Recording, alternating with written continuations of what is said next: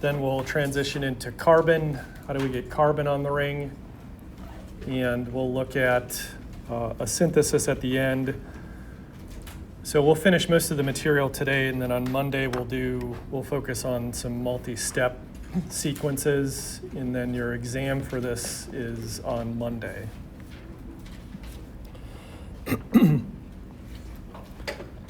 So we had left off on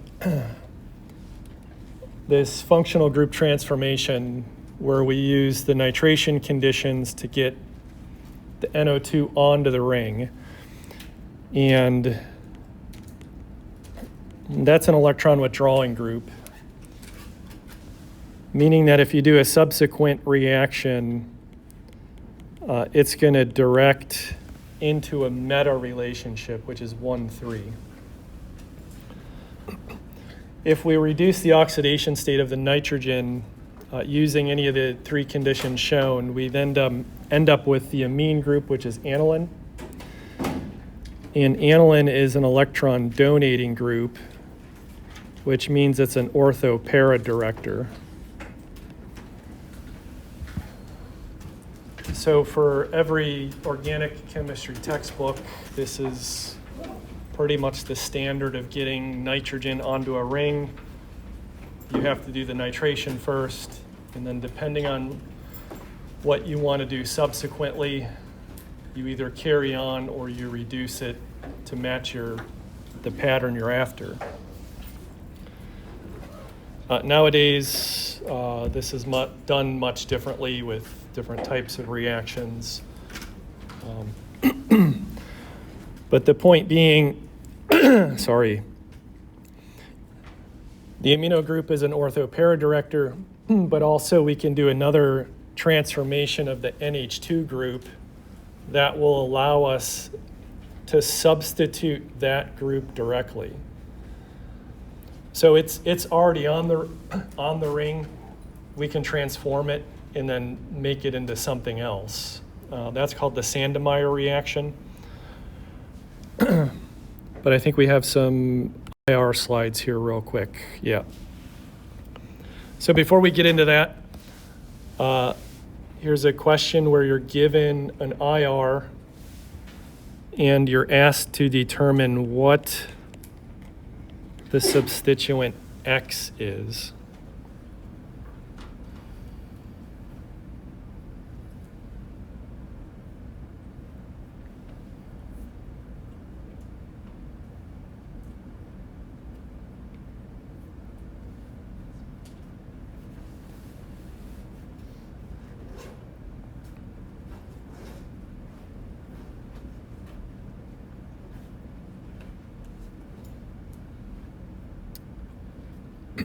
Any guesses? You said B. So if X were OH, we would see a pretty broad signal here. So there's nothing there, so we can rule out OH. Yeah. So A is the correct response. And why is that? So for C and D, so if we expand out C, that's an aldehyde. D is an acid. An acid also has an OH, and we didn't see anything there, so there's one way we can rule it out. The commonality between the aldehyde and the acid is the carbonyl, and in the region between 17 and 1800, there's no signal in here that would indicate a carbonyl. So remember, a carbonyl is typically very intense signal. So it's not there. We can rule out B, C, and D based on the lack of signals. So overall, it has to be A. And in terms of the logic, confirming the presence of a carbon-chlorine bond And I'll be honest with you, I don't know which one of these signals is the carbon-chlorine stretch. What I used was just the lack of those other things being there to arrive at the right answer.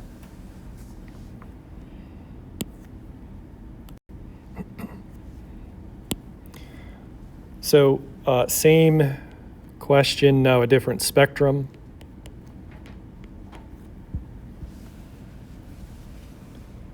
Some subtle differences in here. So we know it's not A because it's a different spectrum, and we already said that the prior one was the chlorine. So now we're between B, C, and D.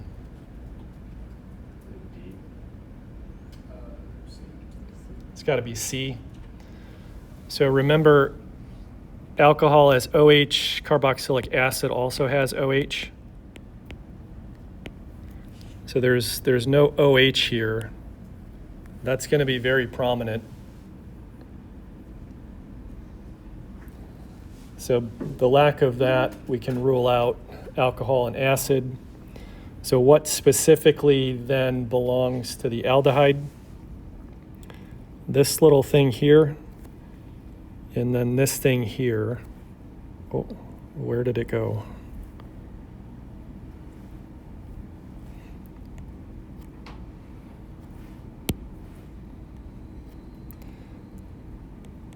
That strong signal is due to the carbonyl, and that little sort of less intense signal is due to the CH stretch of the aldehyde. Because that one is set apart from the rest of the CH stuff, that plus the carbonyl tells you it's an aldehyde.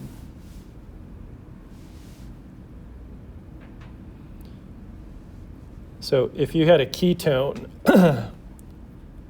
where on either side of the carbonyl it's carbon and carbon, it's not going to have that.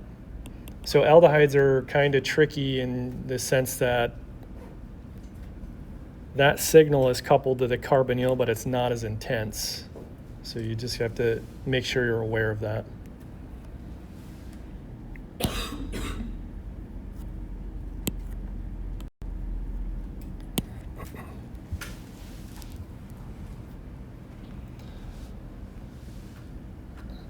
So on Monday, we looked at chlorination, bromination, sulfonylation, and nitration. Then again, today we saw reducing the nitro to the amine. Another classical reaction is transforming that NH2 group to something called a diazonium salt. And that's going to allow us to substitute on the carbon that's bearing the nitrogen.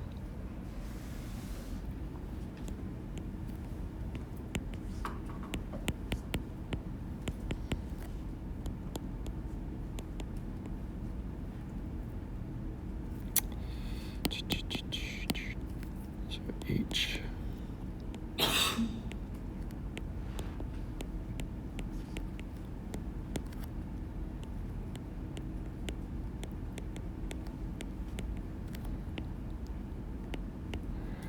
So in two steps from benzene, we can nitrate reduce to get aniline.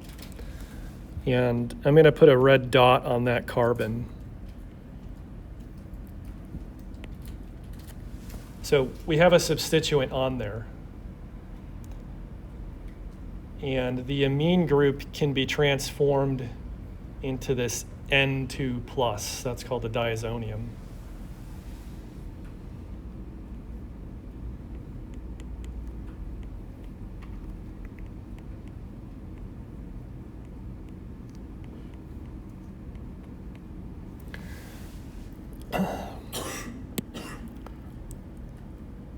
Overall, this would be classified as a salt because you have a cation and an anion. The carbon bearing that N2 group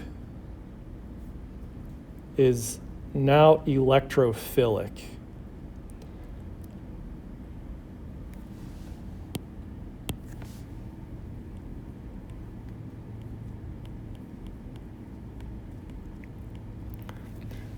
So that's nitrogen gas, N2. And when we look at this diazonium, you can kind of see the pattern of N2 gas in there. So this is a really weak bond, meaning that it's easily substituted by a nucleophile.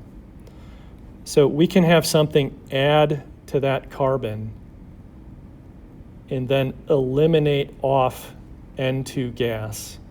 And that's favored entropically because you're forming a more stable bond, and then you're also increasing the chaos by releasing this gas. I'm not going to bore you with a 15-minute drawing of the mechanism by which diazotization happens. But you have to have an NH2 group. So you need that amine, NH2. That's treated with sodium nitrite. So remember from Gen Chem the different oxidation states in terms of the names. So you've heard of like nitrate, that has the most oxygens. Nitrite, we're going down one. So NaNO2 is an inorganic salt.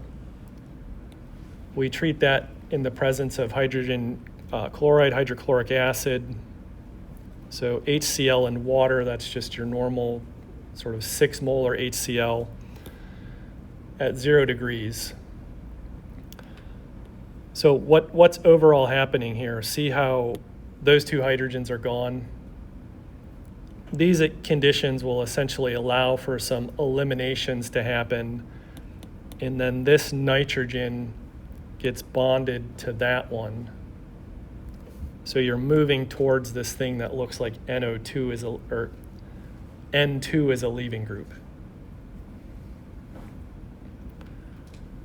So 1 step, 2 step, 3 step to here. And then once we have that, we can treat with a nucleophile to substitute at that position.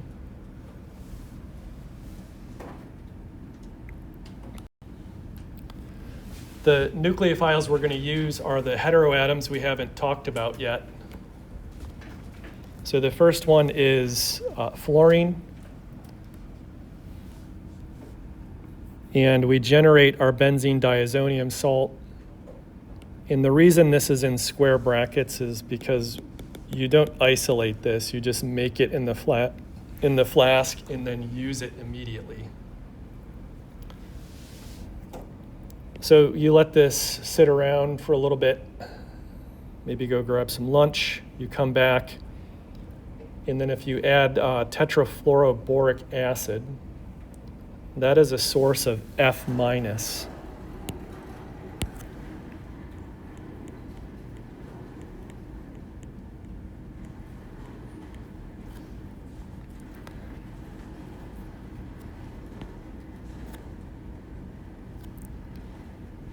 Wherever that amine originally started up is now substituted by fluorine.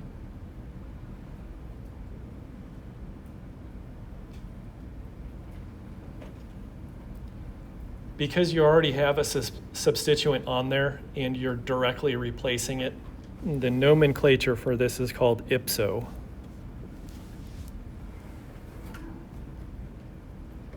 Any lawyers in the crowd? You ever heard the term ipso before? Ipso facto. I think it means same. So I said that red circle carbon was electrophilic. So a way you could rationalize how this happens.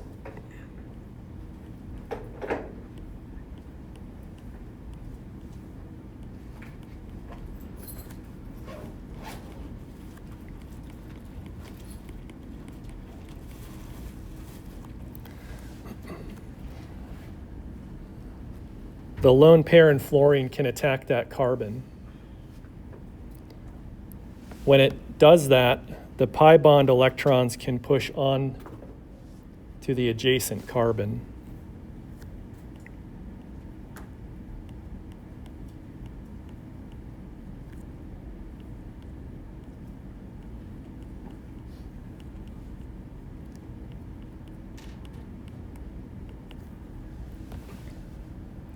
So that would be an intermediate. These electrons can come back down to reform the pi bond, and then that second nitrogen gets its lone pair. And so that would produce the N2 gas that will bubble out of solution and do the substitution.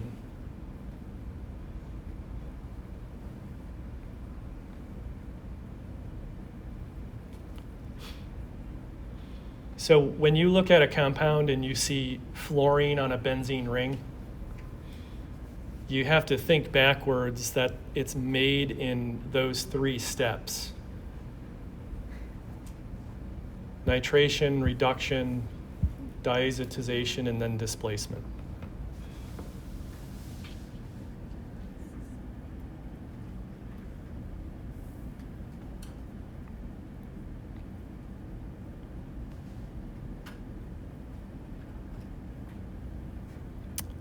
Any questions?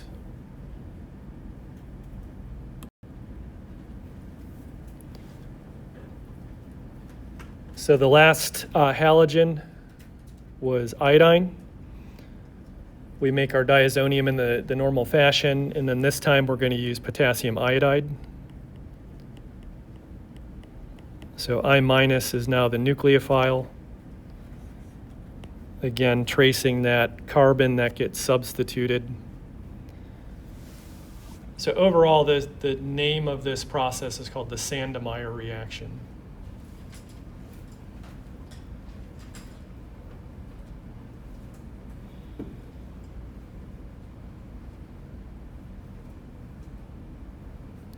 And the little blurb there at the bottom, iodine has an atomic mass of 127.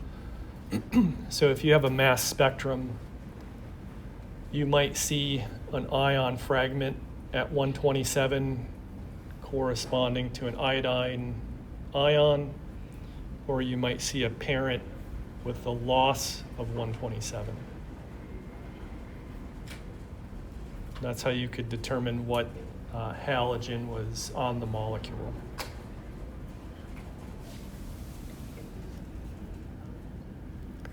So at this point, we know all the reactions to get any halogen on there.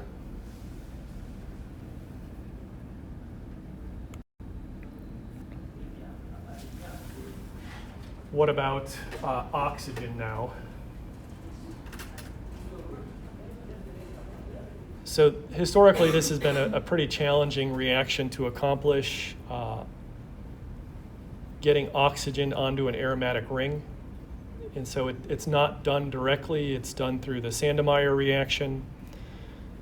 And the nucleophilic oxygen is coming from this copper 2 oxide. So overall,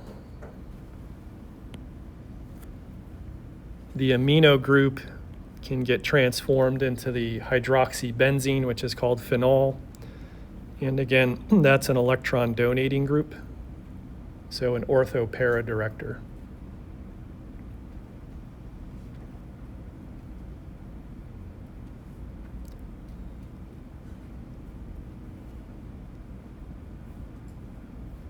So what's something that we could do once we have a phenol?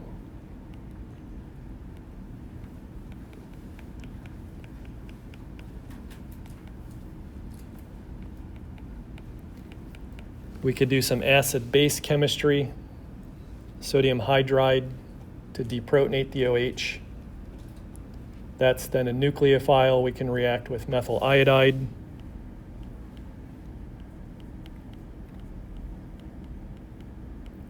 That would make an ether, and that molecule is called anisole.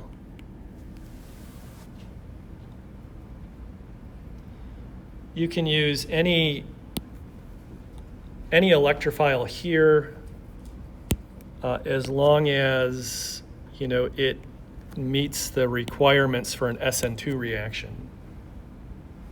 So something that's primary or secondary with a good leaving group.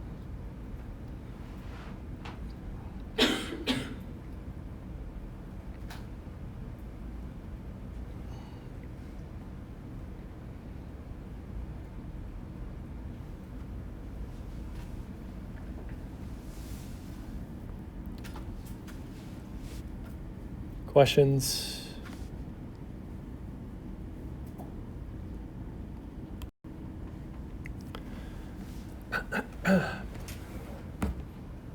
So the slide here is now showing us how to get carbon on there, and we're going to look at how we get carbon onto the ring in different oxidation states. The regime of reactions, again, that we're seeing now is still the Sandemeyer. The Sandemeyer reaction will put carbon at that position, that benzylic position at oxidation state 3. The other named reactions we learn are called Friedel-Crafts. They put carbon at different oxidation state.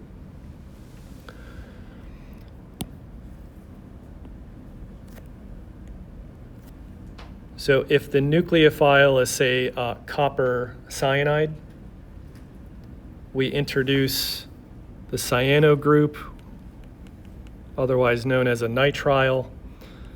And for those of you that didn't have me last time, what does the red 3 mean?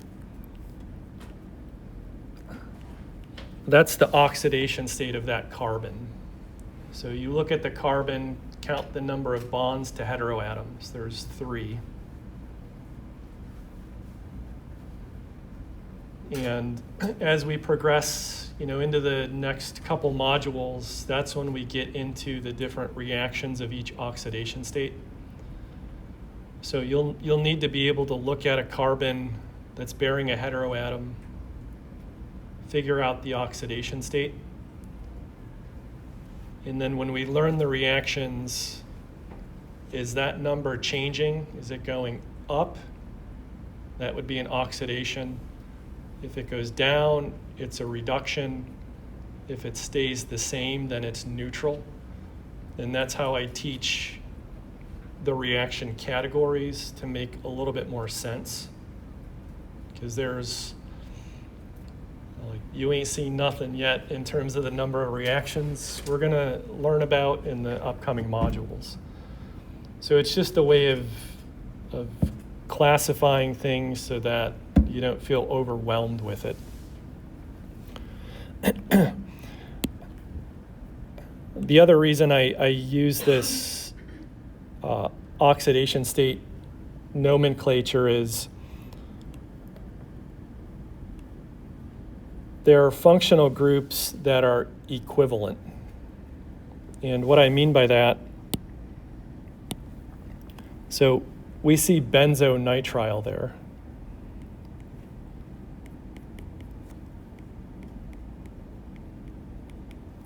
This molecule is called benzoic acid. The benzylic carbon is also at oxidation state 3. So in terms of strategy of applying reactions, those functional groups are equivalent to one another because the oxidation state is the same.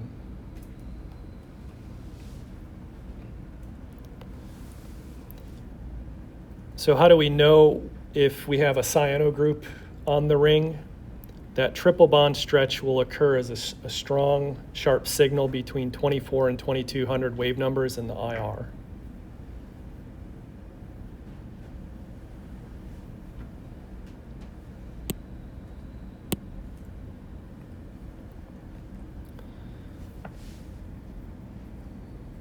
Questions?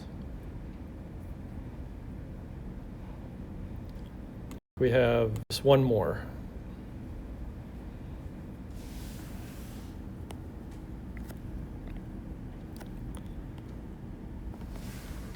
So now we've learned one way to get carbon on. How do we get hydrogen on?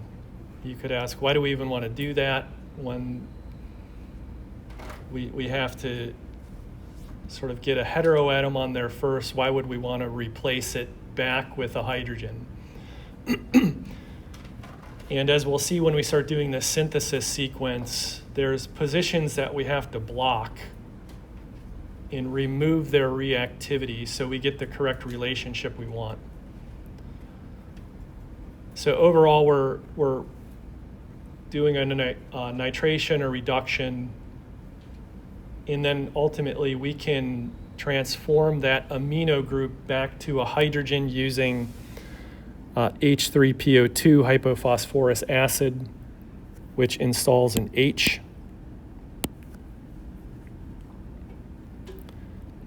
You could use the deuterated version to install deuterium. And if you go on to take any biochem classes, the reason this is important is for metabolic tracking. So I mentioned prior that your liver has these enzymes, cytochrome P450, that will oxidize carbons to make them more polar. If you are interested in figuring out exactly where an oxidation happened, you could put a deuterium label on a carbon. And then if the liver enzyme is oxidizing there, you know that a deuterium is going to be removed.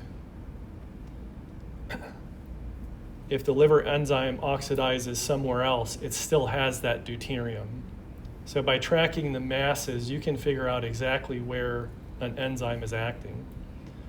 And that's a lot of classical biochemical studies that were done on metabolism using isotopes.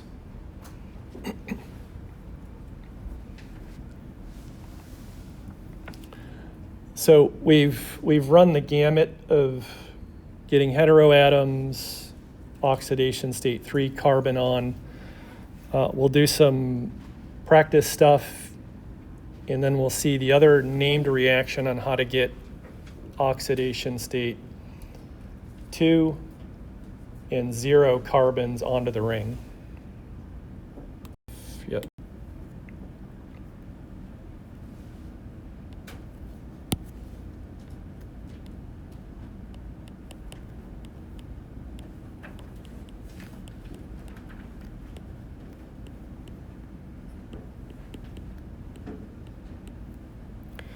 So if we have a diazonium, we treat it with some nucleophile that produces the IR shown. What nucleophile was used? So what group is Z?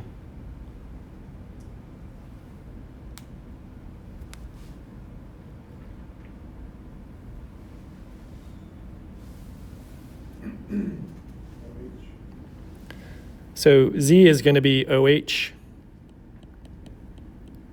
which means that this copper oxide was used. And this signal right here, that's the OH stretch in an IR. So they pretty much always look like that.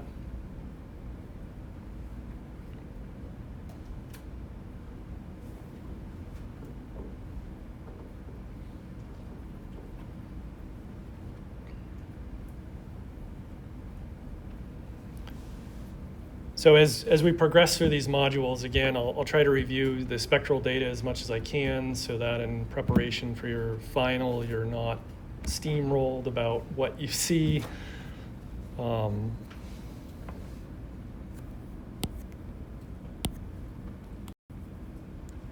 So same concept here.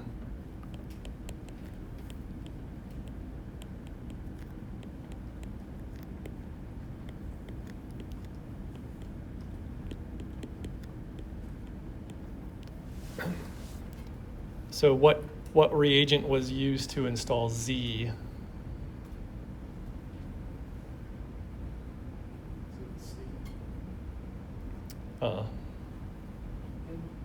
You said C?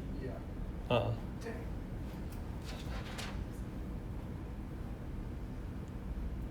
B. So it's B.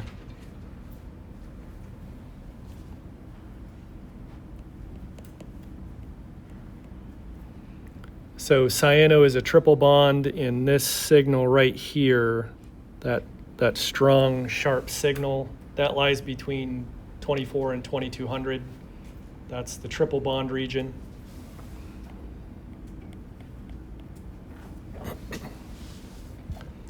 So we really only know nitriles and alkynes as our main triple bond functional groups. So they will generally look like that in the IR.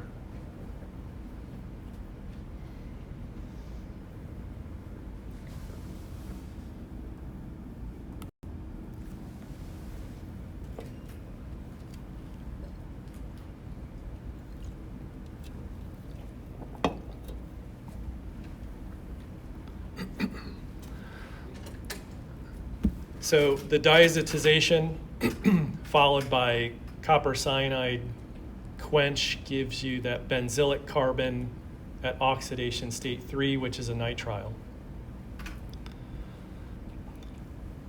The next two reactions are known as Friedel-Crafts reactions. So there's an acylation and an alkylation. And each one is going to put a carbon chain on with the benzylic position at a different oxidation state.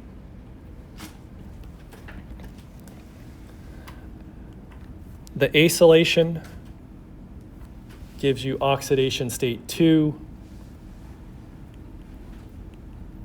Therefore, that's a ketone functional group.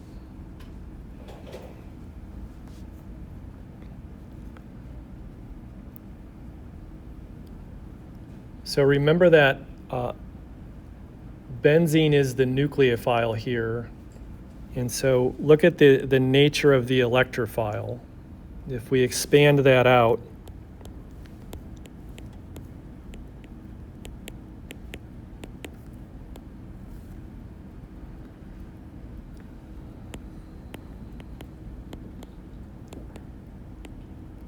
that's an acid chloride.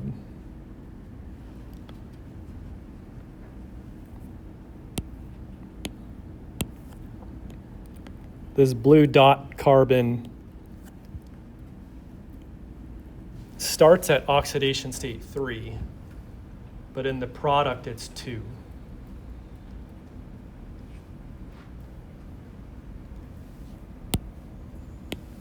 And remember with chlorination, Cl2, we had that Lewis acid, AlCl3. That's also in there.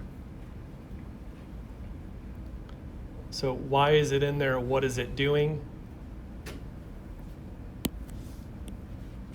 And what happens to this chlorine? If we think about it, see that chlorine? It gets substituted for that ring.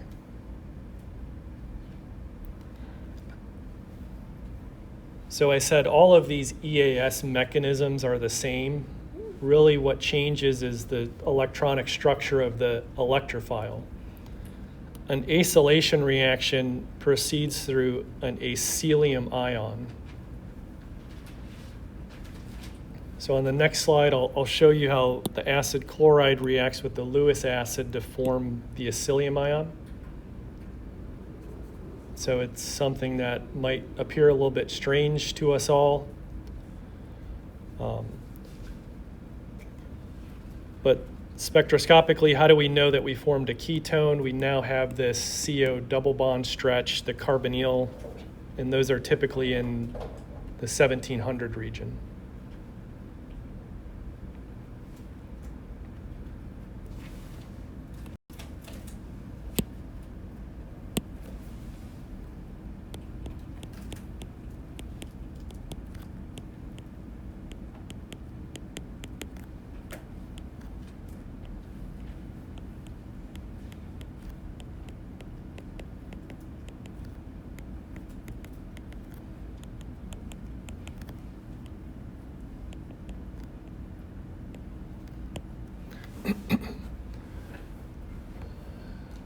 There were a couple different theories of acidity that we've learned. This Arrhenius definition, the Bronsted definition, the Lewis definition. Lewis, again, is the most general because all it deals with is the movement of electrons. Arrhenius dealt with H plus and OH minus is what you were tracking. Bronsted was more general and kind of the movement of proton in terms of acid-base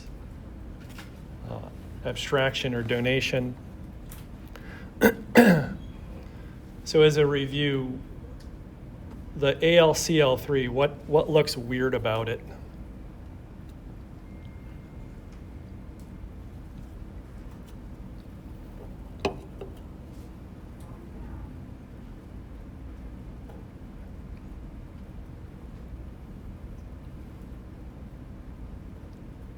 So in the group 2 or period 2 here, what's the main thing that dictates drawing Lewis dot structures?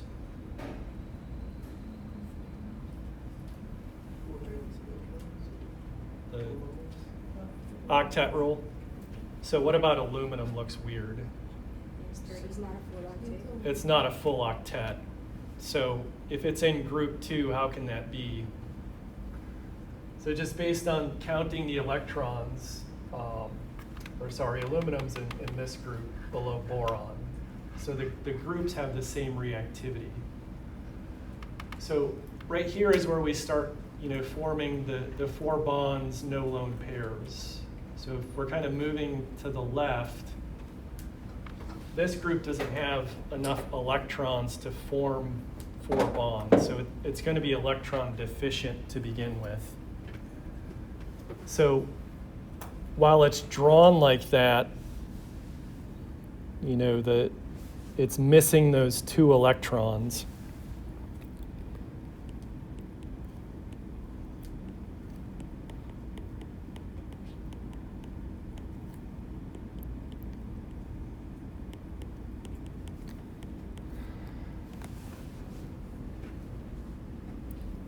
So it has this unhybridized p orbital that's just sitting there empty. That's the definition of a Lewis acid, something that can accept electrons. So to start off with, the acid chloride is going to supply those electrons. And the way that the acid chloride and the Lewis acid engage one another, it's going to look a little bit strange in terms of the arrow pushing. But it allows us to form the electrophile that's needed. So maybe I'll just start here.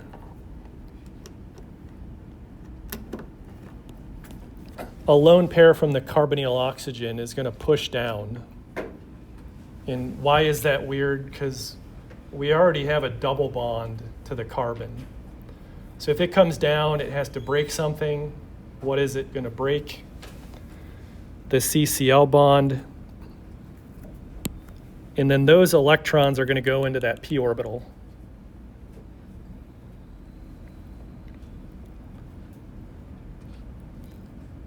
So if oxygen and carbon form a triple bond, that oxygen has to end up as a plus charge. Aluminum is gaining electrons, so it has to balance that. It's going to be negative.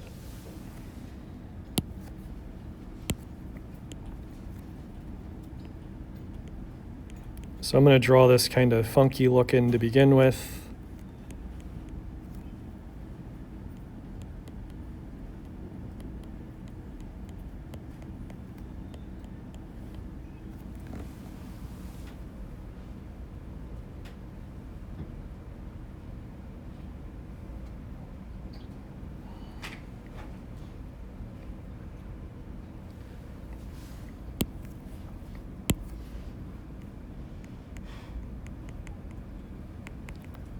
So that's called an acylium ion, and it's weird because of everything you've seen so far in chemistry. Having a carbon triply bonded to an oxygen is not something common. It's pretty rare. But that's one resonance form. We could draw another one where we actually take one of those pi bonds, we just put it back onto the oxygen.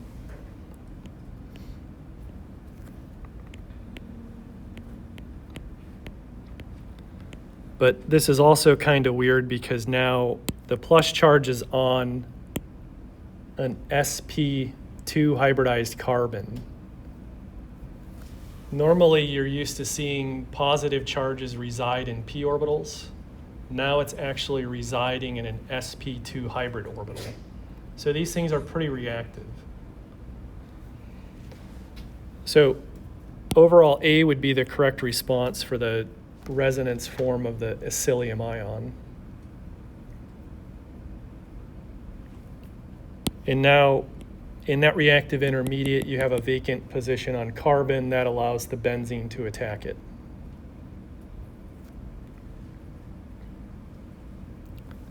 The arrow pushing for that, again, it just follows what we did on Monday. The benzene ring pi bond attacks. You form that intermediate that will then eliminate a hydrogen to restore aromaticity.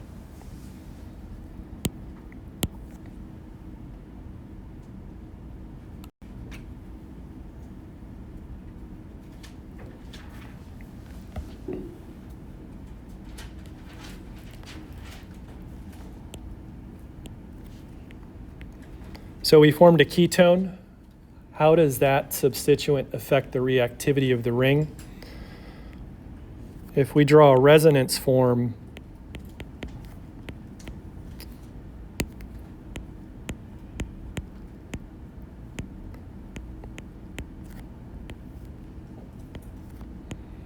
where we push the pi bond electrons onto oxygen, that puts a plus charge at the benzylic carbon.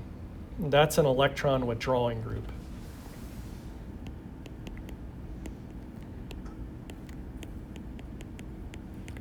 Which means any subsequent reactions we do are going to direct to the meta position.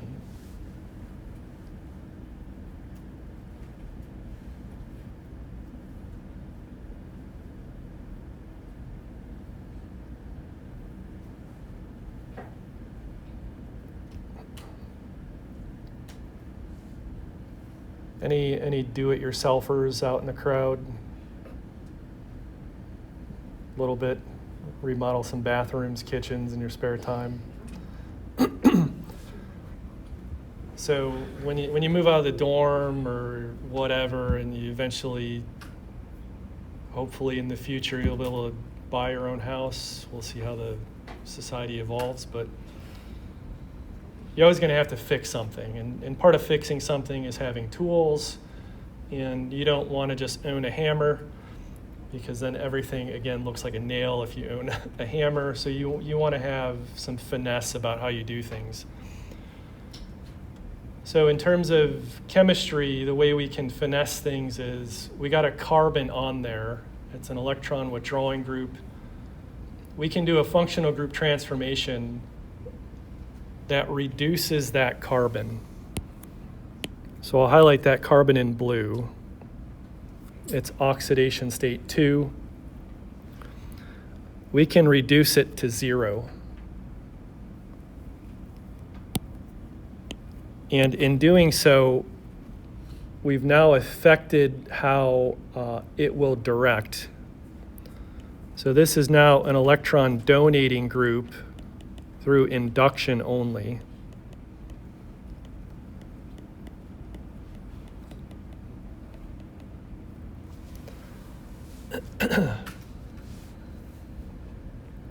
So we've swapped out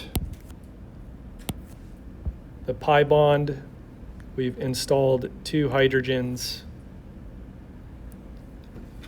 This reaction is known as a Clemmensen reduction.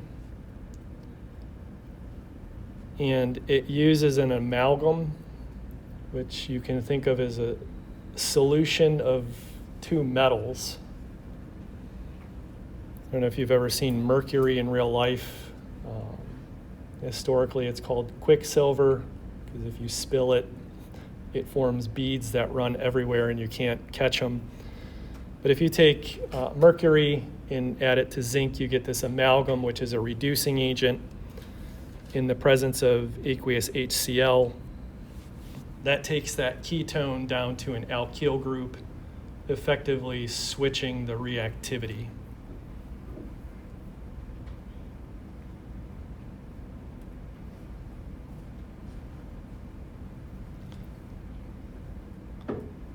So one of the other things I want to point out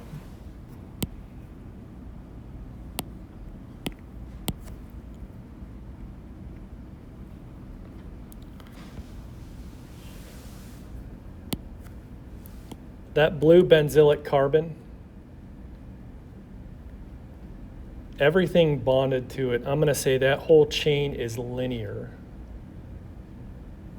There's no other carbons branching off here. If you want a chain that's attached to a benzene ring that's linear like that, you have to do an acylation and then reduction. And that should become a little bit more apparent on the next couple slides, what the issues are.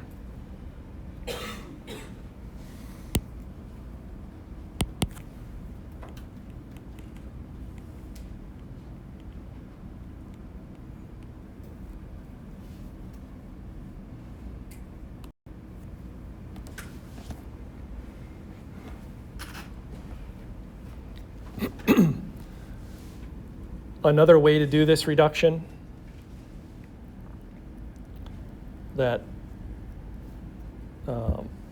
ties back into this oxidation state analysis.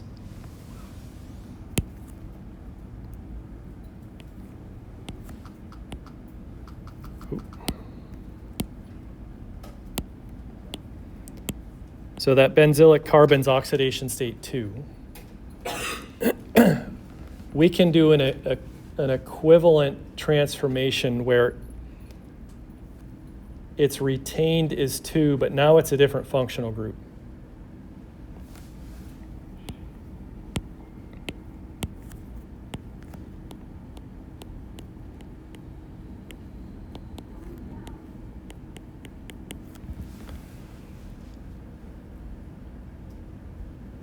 So the OS2 is comprised of a sigma bond, then the pi bond from carbon to oxygen.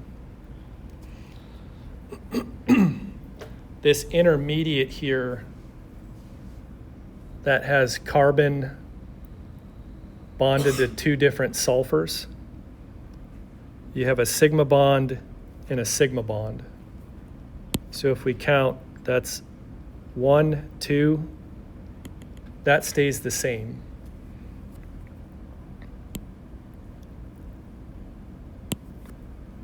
Overall, when you see that oxidation state 2, but just with sigma bonds, these are called acetals. And we'll learn about those when we get into that module of oxidation state 2 groups. And the reason these are important is because carbohydrates have that as one of their main reactive functional groups. That's how a lot of polymers of sugars are made.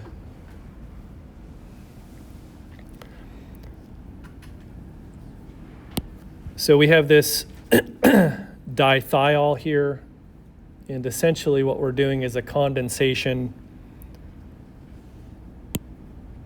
If you look at, we have H, H, and O. Those things get removed. So we're removing water, swapping out the functional group. And this specific type of acetal can then be reduced with hydrogen gas, a special form of nickel called rainy nickel that achieves the same reduction as the Clemenson. So now we're at 0.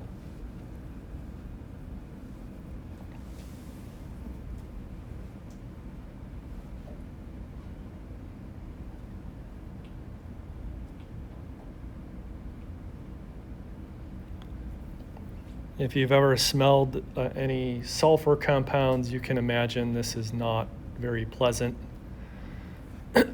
So the reason to work with it is it's a little bit more mild than the Clemenson conditions.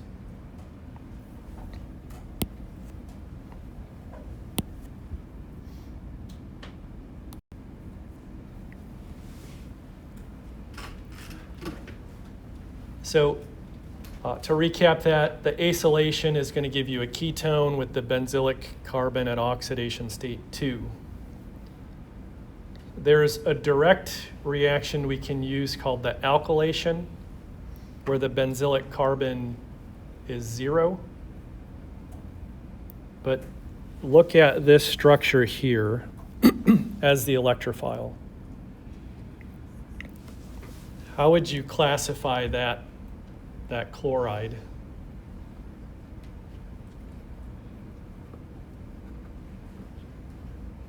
Is it primary, secondary, or tertiary?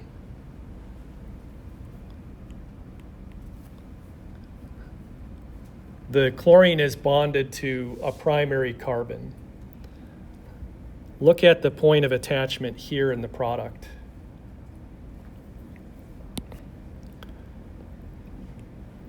If the electrophilic carbon in the starting material is carbon 1, how do we end up with the new bond at carbon 2? And because that point of attachment can go 2 ways, I'll say that side chain is branched.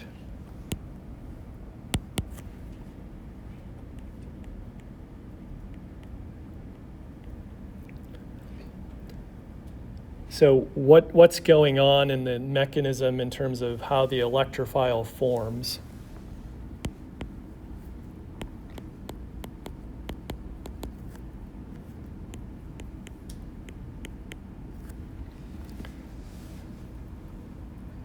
So we need to get rid of that chlorine.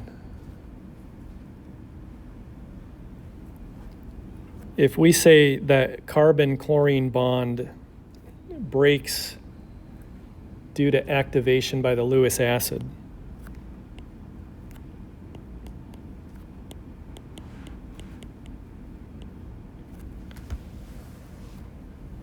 that forms a carbocation, which is the Lewis acid or electrophilic intermediate.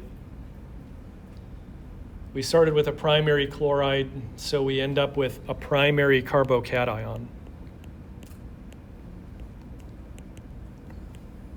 But we know from ranking carbocation stability that's not the most stable. So if a rearrangement can occur, it will.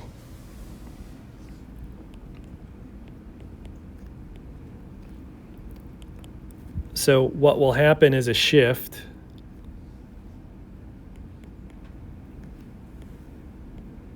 So a 1,2 hydride shift.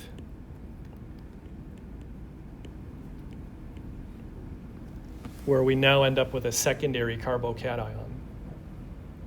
And that's the electrophile and the mechanism that explains why we end up with a branched side chain.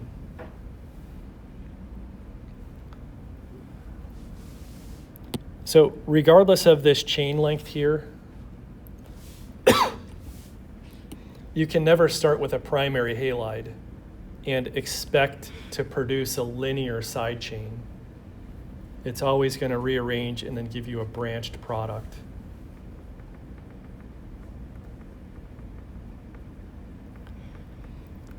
So if you do want the linear side chain, you got to do an acylation and then a reduction to install it.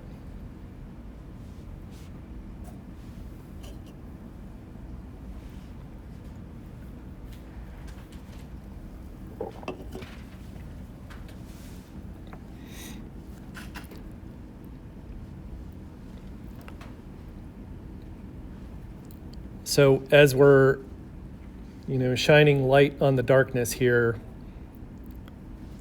we now have a benzylic carbon, and if you kind of rewind your memories back in time to spring, we learned about a benzylic CH group is one of the easiest CH bonds to break, so it's pretty reactive. So now that we have it on there, we can start doing stuff at that benzylic carbon. One of the reactions we learned was CH substitution with bromine. So again, benzylic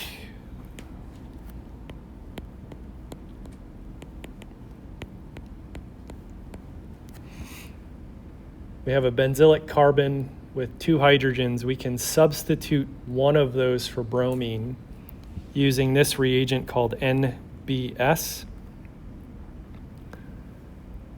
with a radical initiator. We get CH to carbon bromine. And if we're counting oxidation state, we go from 0. Now we have a bond to a heteroatom, that's 1. We know bromine's a good leaving group.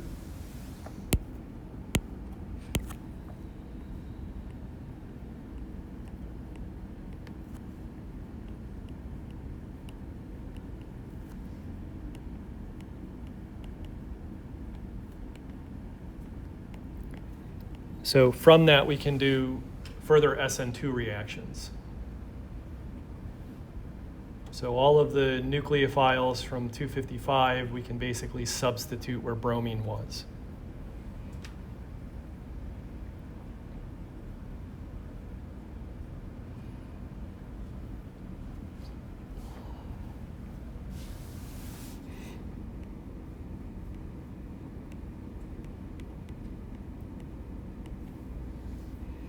So just to maybe give some more context to this,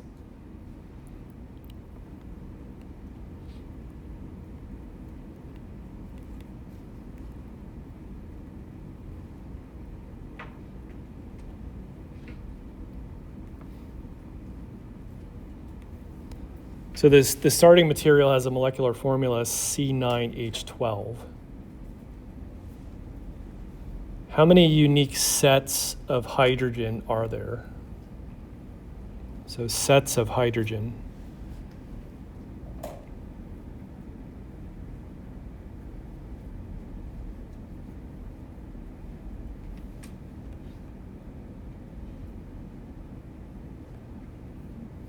Huh? Not that many.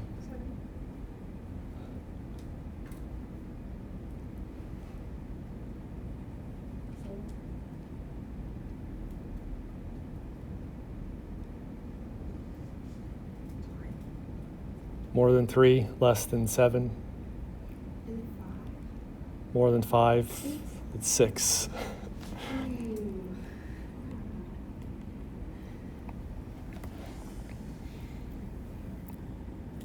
So that CH3 is a set. There's no other CH3s in there. Then we have that CH2 is a set. This is also a CH2 set. It's different from the first one based on the bonding pattern.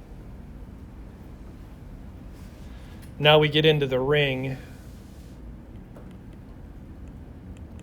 Those are a set due to symmetry. These are a set, and then that last H is its own set. So we have 6 different sets, and what's unique about these reaction conditions, of any of those different hydrogens, it's only reacting at that specific position. We can make a broad sort of separation, sp3 hybridized carbons versus sp2. Typically sp3 CHs are easier to break, so that eliminates any of these substitutions. Then of all of these, the benzylic CHs are the weakest, so they're the easiest to substitute.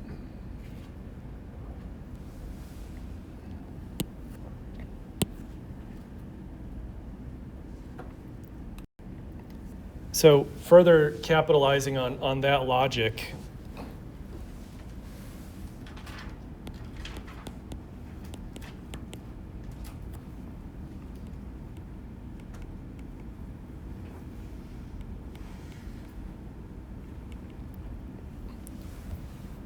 the 2 products, so that the acylation, then the reduction product, so that gave us the linear side chain. The alkylation product itself.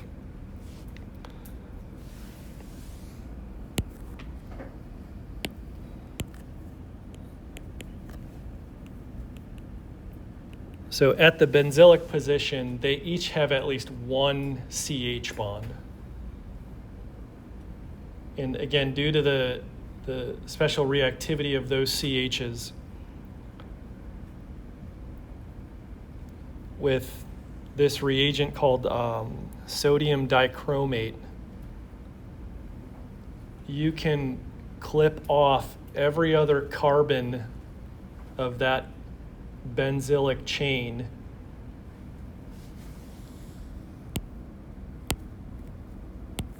which will oxidize that no matter what it is, as long as it has a CH, it goes from 0 to 3. So it goes all the way up to its maximum. Now it's a benzoic acid derivative.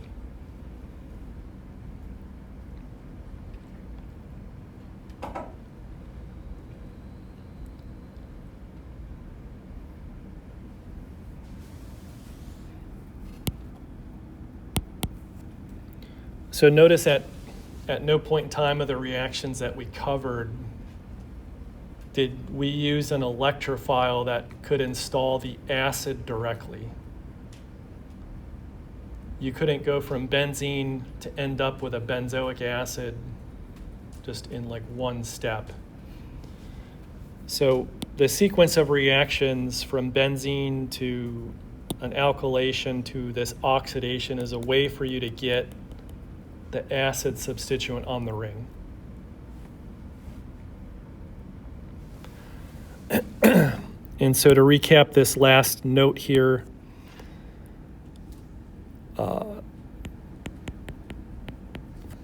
both of those starting materials are electron donating groups. You run the reaction, it then flips the reactivity, and so now you have an electron withdrawing group.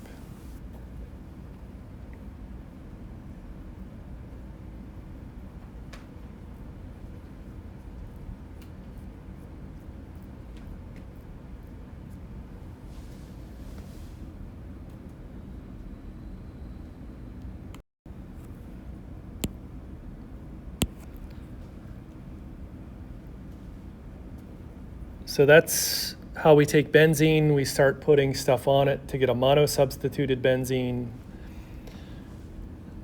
Now what about subsequent reactions? How does that first group affect the reactivity and position of the second one we want to put on? So electron donating groups will direct ortho-para. So that was the 1,2. Para was 1,4. Withdrawing groups are meta-directors, that's 1,3. And we rationalize that using either induction or resonance to say, okay, this has electron density at these positions, or it's lacking electron density at these other positions.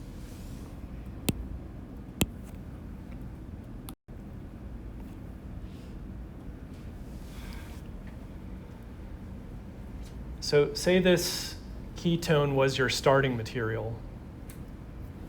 So this is just a flavor of where we're going with this.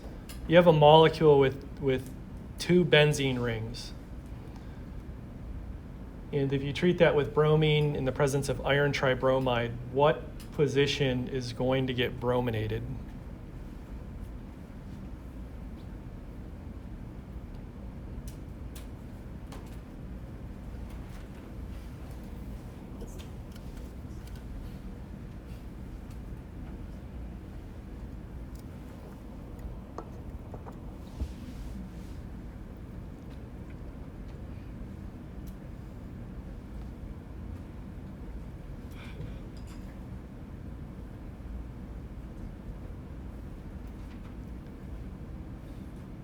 Any guesses?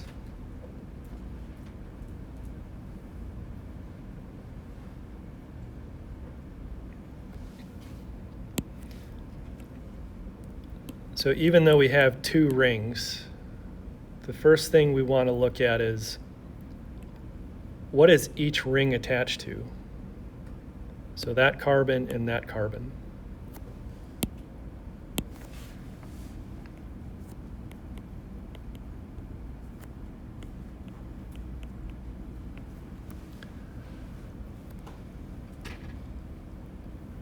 That carbon is a carbonyl.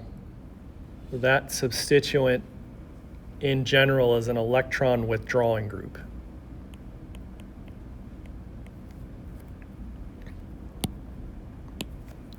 This substituent is an alkyl group, just your run-of-the-mill sp3 hybridized carbon.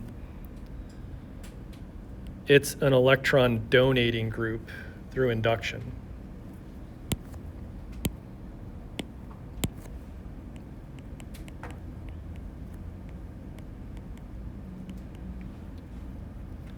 So overall, when you're choosing, an electron donating group is going to dominate over a withdrawing group, because in the mechanism, the benzene ring is supplying on the electrons. This ring is electron deficient, so it can't supply the electrons as well as this one. And because we've classified them already, donating versus withdrawing,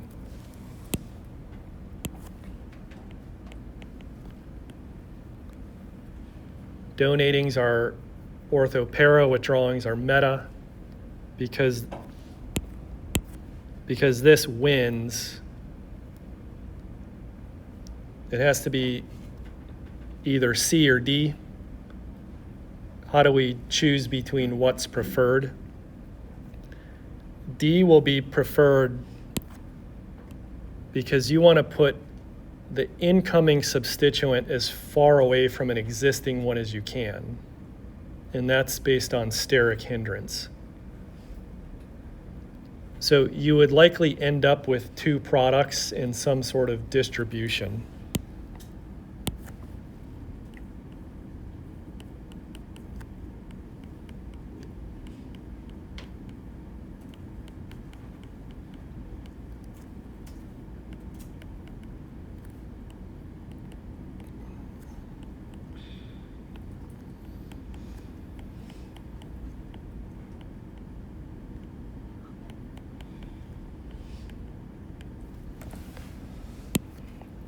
So the major will have the para relationship, the minor ortho.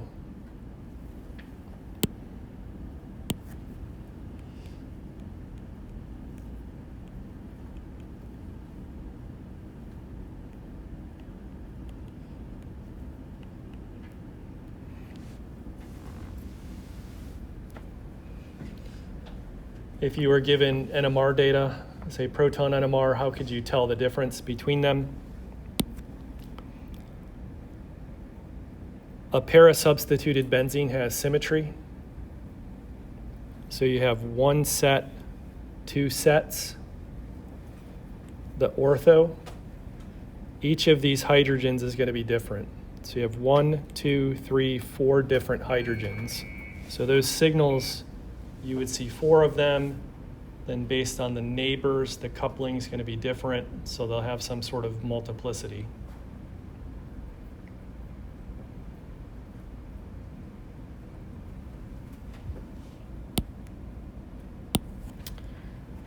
Any questions before we move into the last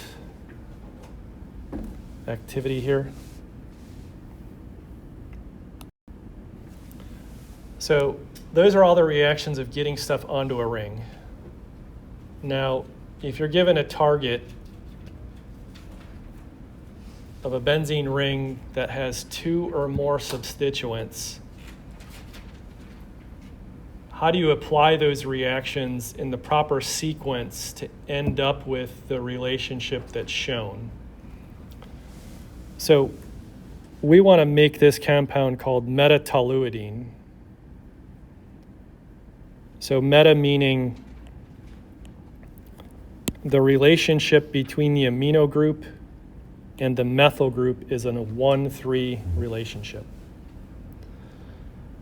We're constrained by what the question is asking because we have to start with toluene. Visually, we can see that, okay, there's a methyl. We can start with the methyl already there.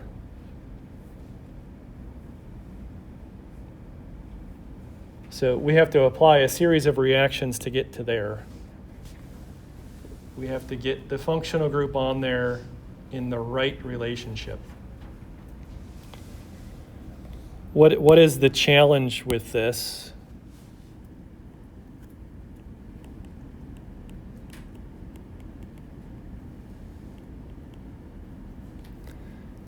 An alkyl group is an electron donating group through induction.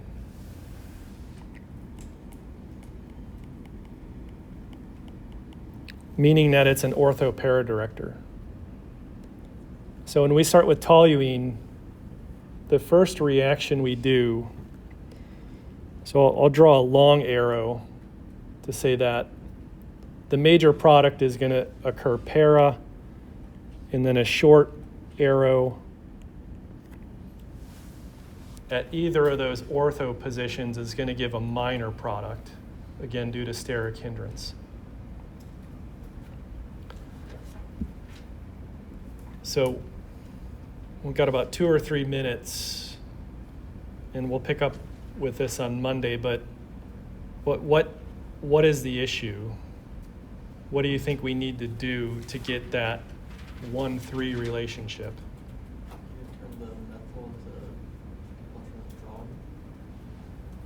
So one strategy is, you could turn that into an electron withdrawing group, which would then push the second reaction to the meta relationship. But then if you think further down the road, what's the issue with transforming that? Eventually you have to get it back into a methyl group. So one of the things I'll say about these types of problems, you are not going to solve it in 1 or 2 steps. I mean, it's going to take 5 or more steps to get that substitution pattern right. So one strategy is you're given methyl, turn it into like the benzoic acid with the sodium dichromate, get your nitrogen on there, but then you have to deal with, now it's an acid and not a methyl. And that's going to take some steps to do. The other thing, we can take advantage of how it's going to direct. Put something there, whatever that thing is, use its ability to then reinforce direction.